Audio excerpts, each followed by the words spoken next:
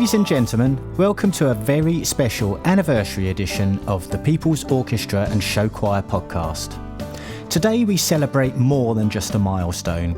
We honour the stories, the gratitude and the love shared by over 1,000 incredible members who make this community what it is. A family, a force, a reminder that music, when shared with heart and purpose, has the power to connect us in extraordinary ways.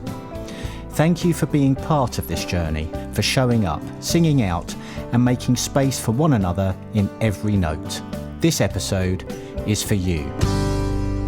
To kick off this month, let's look back at the Mother's Day concert at Symphony Hall with the introduction speech from Chris Webber, accompanied by a montage of music from the day.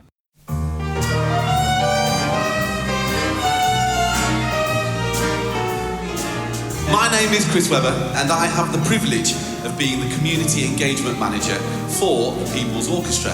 I'm going to tell you a little bit about this incredible organisation, but before I do, I'd also like to wish all the mothers here a happy Mother's Day. And I don't just mean the biological mothers, but anyone who's been a mother figure for someone and has helped shape their life through their care and boundless love. So thank you. So let's just give all the mothers and mother figures in the room.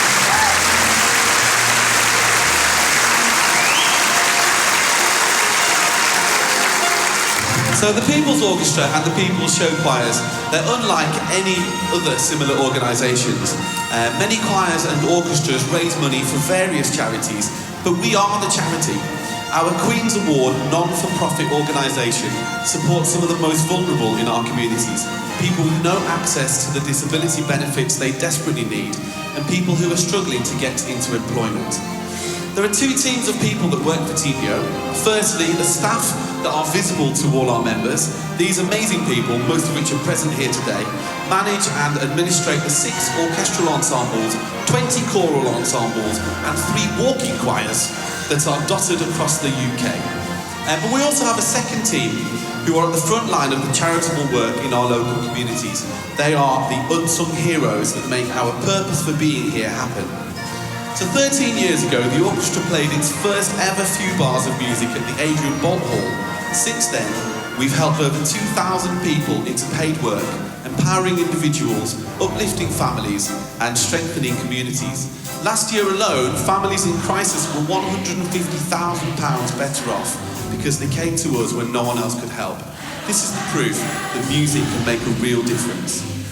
We now have over 1,000 members whose membership fee goes entirely towards the work I've just mentioned.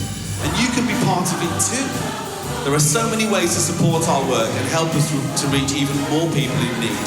If you play an instrument, join the People's Orchestra, the People's Big Band, or one of our Rusty Players orchestras, and use the joy of making music to spark real change. If singing's your thing, we'd love to welcome you to one of our choirs across the UK. Not musical? No problem. You can still make a significant impact. Share our posts on Facebook or Instagram to help us spread the word. Make a donation, leave a legacy, or even offer a few hours of your time. From marketing and website support to graphic design, or simply helping us staple sheet music, every contribution counts.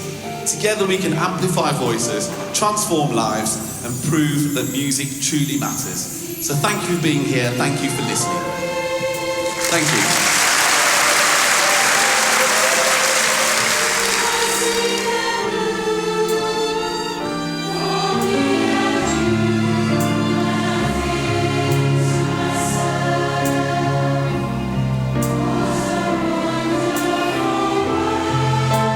What a wonderful world indeed, and what a wonderful message. How am I going to follow that? Oh, go on then, I'll tell you.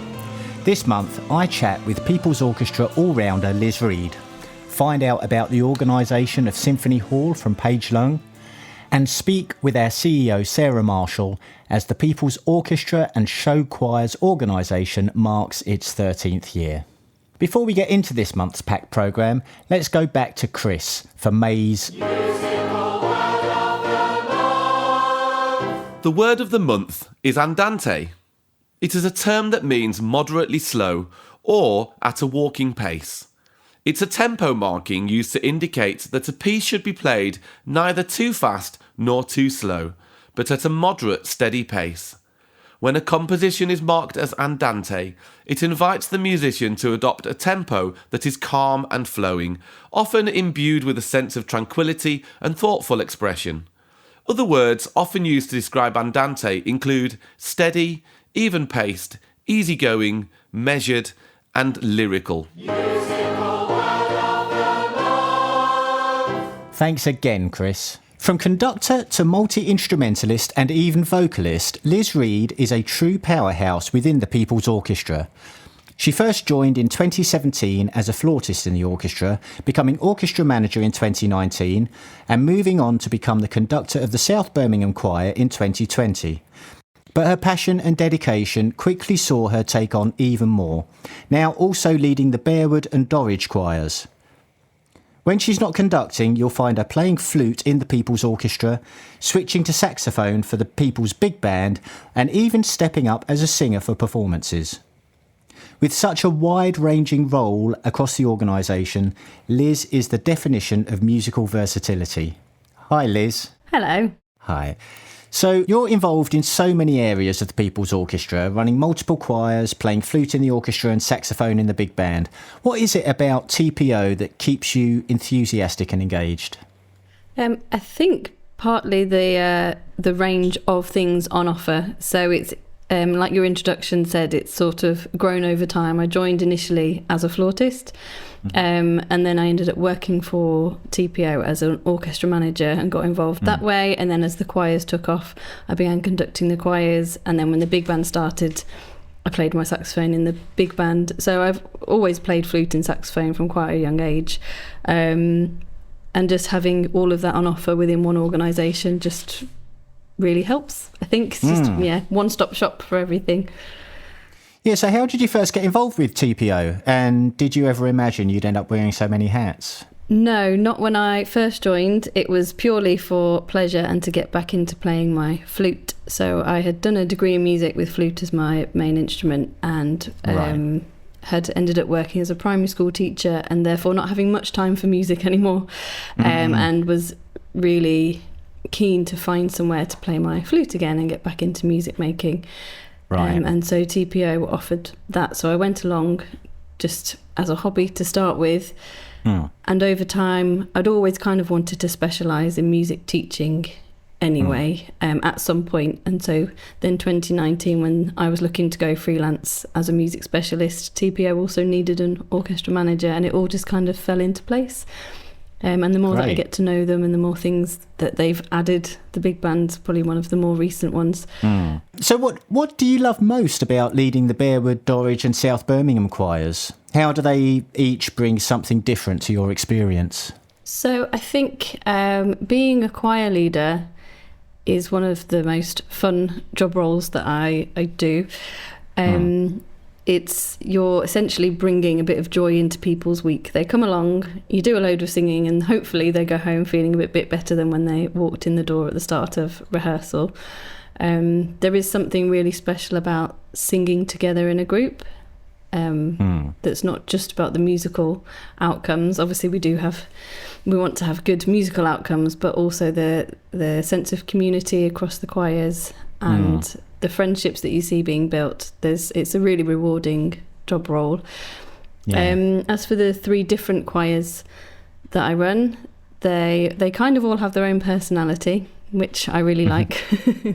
So it's a different, even though we're doing the same music in each one of them most of the time, the personalities, the different musical experiences that the members bring do vary the way in which I might have to approach teaching different songs, and things like that. So it's not just the same. Whichever choir you go to, they are all slightly different. And do you think you have much influence over the personality of each individual choir yourself? Potentially. I mean, I guess when people come through the door and they decide to stay, they stay because they like the environment that they're in, and it's the choir leader's role to set up that environment. I like to think that I make it as inclusive as possible so that everyone feels welcome. And I tend to find most of the members are really welcoming to new people and just want people to stay and are very kind, generous people. So it's a nice environment. Lovely. So with the orchestra, switching between flute and sax in the big band must be quite a shift. How do you balance different styles of playing? And do you have a favourite? It's something that I've just always sort of done, to be honest. I've never really thought about it that much. So when I was younger, I was learning the flute, and then sort of in my teenage years, I was desperate to join the school jazz band and soul bands and all the really cool groups. So I switched. My flute teacher happened to also be a saxophone teacher, and I switched lessons at that point. So I still carried on playing my flute in other groups and orchestras and wind bands, but added saxophone at that point. So it's just something I think I've always done. I enjoy it. I like variety. Yeah. Can you share a favourite People's Orchestra memory, maybe a performance or a moment that really stands out? There's a few. I think if I sort of go in timeline order, the first big thing that I took part in was an exchange with a Canadian orchestra. So we actually got to travel all the way over to Montreal and play with their orchestra, and then they came here a year later. Or it might have been the other way around. It all blurs into one. I think they came here first, actually. I can't remember which year they did what. But they came here and we went there, and it was all a lot of fun. It was a great experience. And it was a sort of different setup, different styles of music. So we all kind of learnt quite a lot from each other.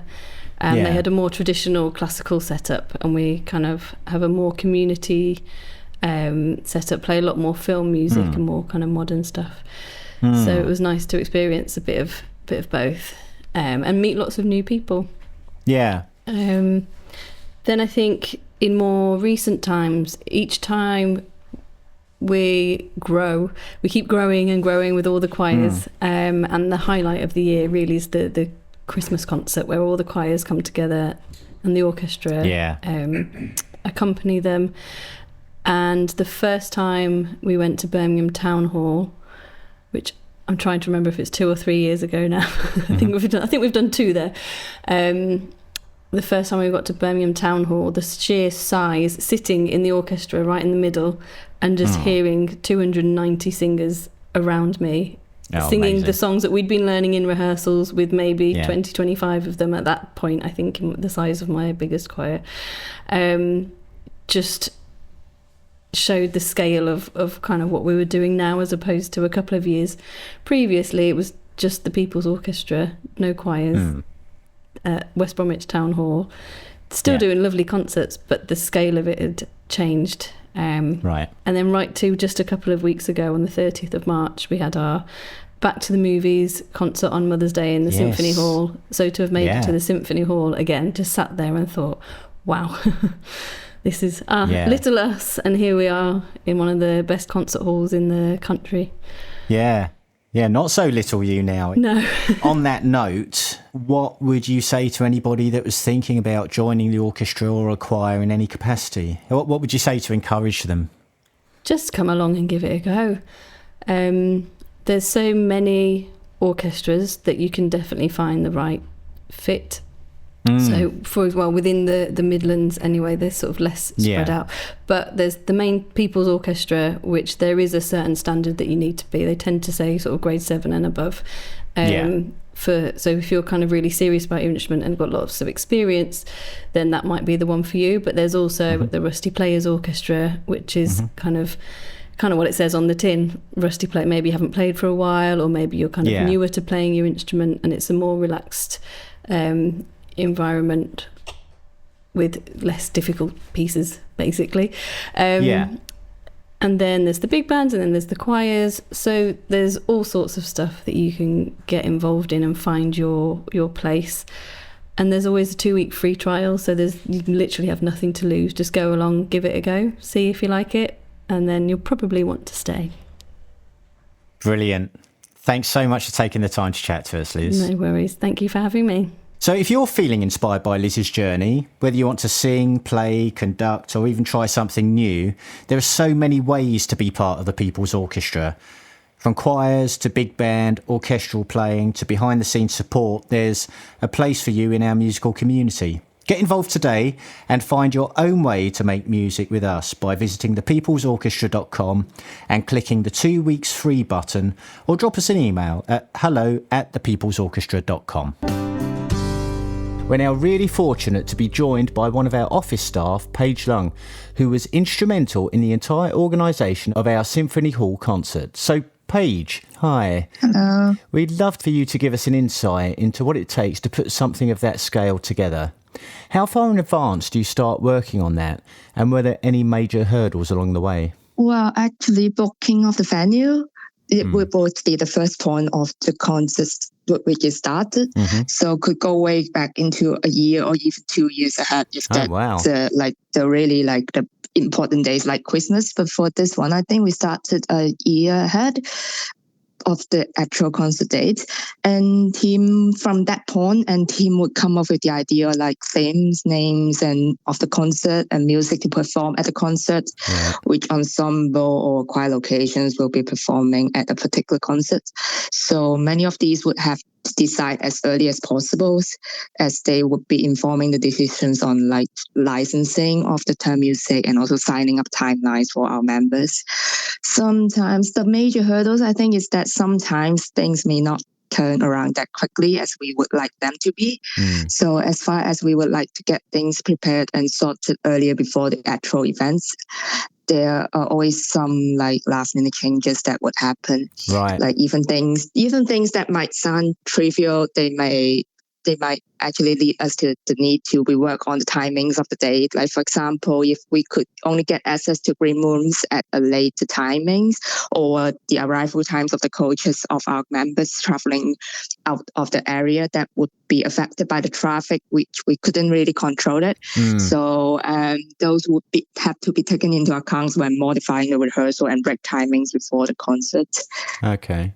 Oh, it sounds like it doesn't matter how far in advance you start planning. It always goes right up to the wire. We always want to prepare in advance. So that would be really ideal to plan everything ahead. But that's also something coming up spontaneously. Yeah. So how did the logistics of a venue the size of Symphony Hall compare to like other concerts that TPO have organised? And what might some of those have been that are different? Well, event day itself was long, but when you had a lot of items and tasks to sort out throughout the day, all the timings would be like really tight. It was like, even if we are asking our members to arrive at like 6 hours before the actual concert started, it would be really tricky. It was like more tricky for a venue the size of Symphony Hall and the number of performers we had for the day. Basically, it means that even people are arriving early, and we had to squeeze the timing and schedule even more to leave time for everyone just to move around the venue in between rehearsals and concert, going onto and leaving the performance areas and the stage. And also because of the size of the venue and the number of performers we had, we needed to find sufficient spaces to accommodate everyone with their belongings and making sure everyone know where they should go throughout the day without getting lost in the massive venue. Yeah, and it sounds like it was a long day as well. I hear that you and the rest of the staff are there from 7:30 a.m. What was it like organising 600 people on the day? Yeah, it was 7:30 a.m. for us, but with all the tasks and logistics to sort out on the day, a long day would sometimes actually still feel like passing really quickly when you had just finished setting up the stage and putting up signage at the backstage. You could hear from the radio that members were on their way to registration, and it felt like suddenly the rehearsals ended and the concert itself also ended throughout the day. But we were very lucky to have volunteers from our choirs and orchestra to help our small office team out on the day to guide performers from arrival to rehearsals and to the concert. So they were so supportive and helpful all the time for us. And having so many performers on the day also mean it was quite difficult for the office team to meet every single one of our choir and orchestra members individually.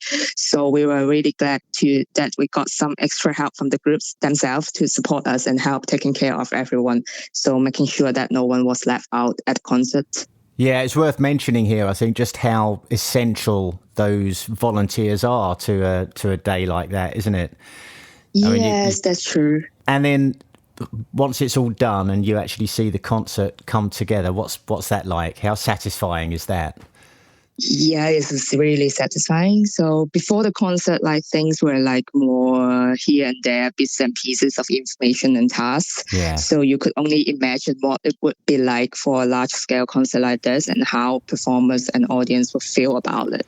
Yeah. So when you were actually there, seeing the concert, seeing the audience applause and cheer for our singers and musicians, that was wonderful.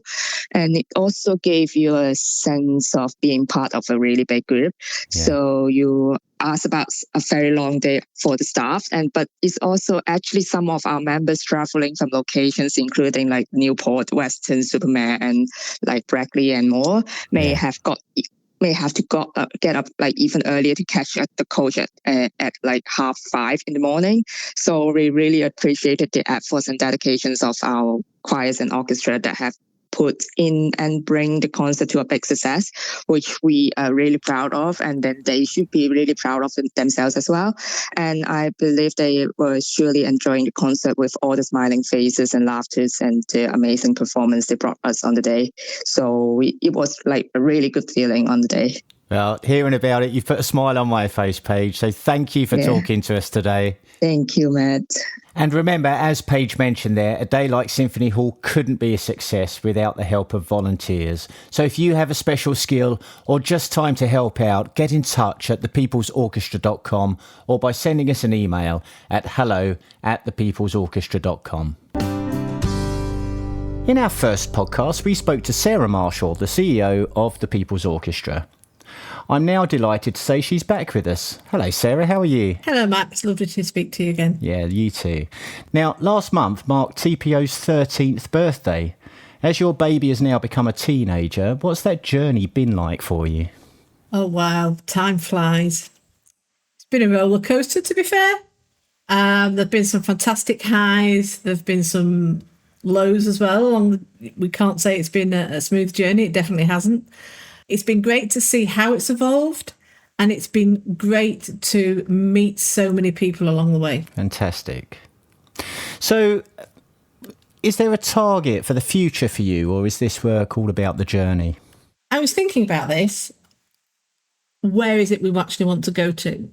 And no, I don't think it's about the journey, and I don't think there's a target. I think it's more about if there's people there that want to sing and there's people there that want to make music with us, that's what we're going to do. We're going to keep going.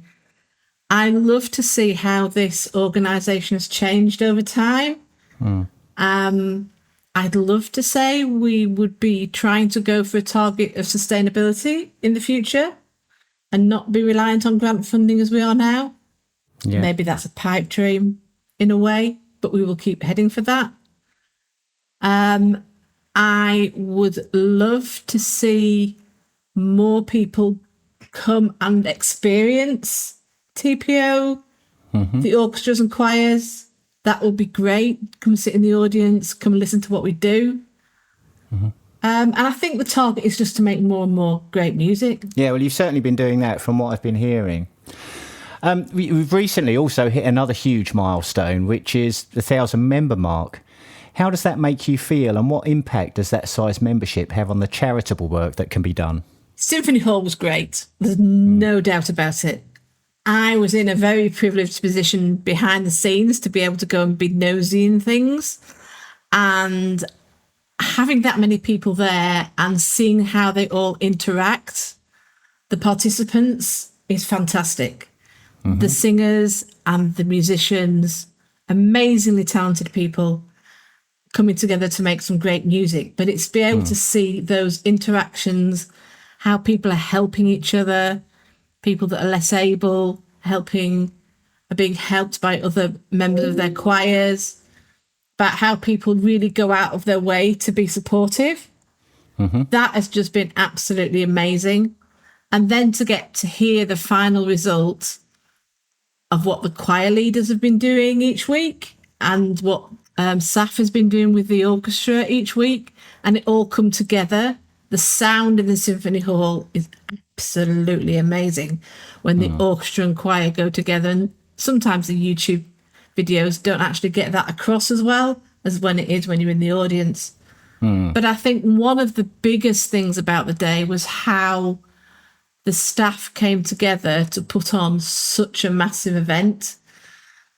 Every time we step up with the venue size, it brings a whole range of new issues and problems and things we've got to deal with. And to have such a small staff and quite a young staff be able to come together and put that on and make it go so smoothly for so many people on that stage.